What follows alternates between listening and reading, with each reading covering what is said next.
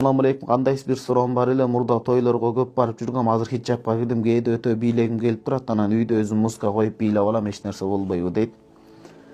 Сиз окуңуз, Куран окуңуз, илим окуңуз, өзүңүздү эне катары жетиштириңиз.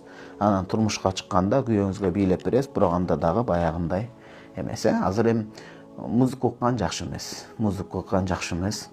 Жүрөктү карартат. Бул боюнча Чубак устазыбыздын мечитинде 2 жыл мурда адал арам маселесинде токтолгонбуз. Сиз азыр өзүңүздү жетиштириңиз. Баягы адам бирөө айтышы мүмкүн да, бул сабактарчы молдолор силер тыйганды эле белесиңер, өзү жалгыз бийлеп атпай ал өзүнүн эмеси депчи. Сиз эми кеңеш сурап атасыз да. Куран окуганда бүт эки мээда иштейт. Ошол бийлегенде кара турган рахатты Алланын сөзүнөн ашчасы менен аласыз дегенди мен сизге баса белгилеп кетмекчимин.